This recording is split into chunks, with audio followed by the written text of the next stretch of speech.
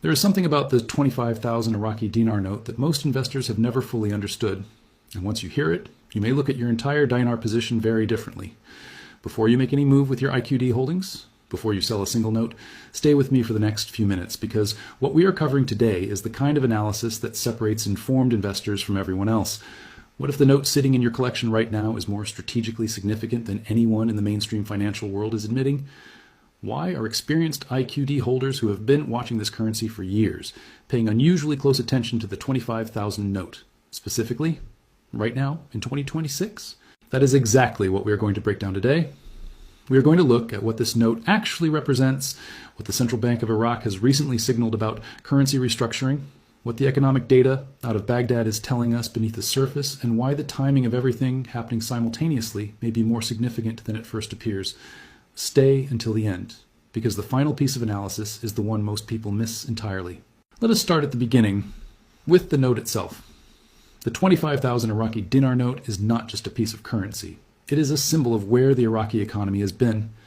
When Iraq introduced high-denomination notes like the 25,000, it was a practical response to hyperinflation and economic devastation.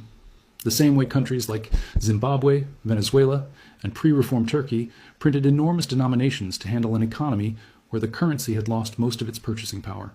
The note did not create the problem. It was a tool built to manage it, and that distinction matters enormously for what comes next. Here is what many investors are overlooking. The existence of the 25,000 note is one of the clearest indicators that a structural currency reform is still an open question inside Iraq. You do not retire a high-denomination note without a plan, and the Central Bank of Iraq knows that better than anyone. Now let us talk about what the CBI has actually been doing, because this is where the analysis gets genuinely interesting. Over the past several months, the Central Bank of Iraq has been accelerating a series of moves that, taken individually, might seem routine. But when you line them up side by side, a pattern begins to emerge.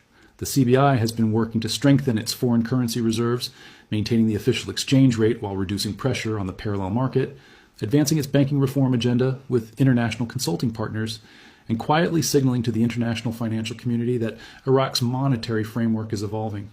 These are not the actions of a central bank that is standing still. These are the actions of an institution that is preparing for something. But that is only part of the story.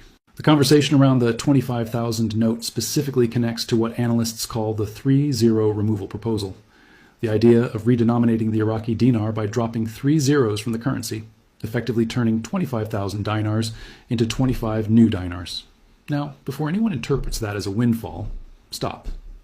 Redenomination and revaluation are two very different things, and confusing them is one of the most costly mistakes an IQD investor can make.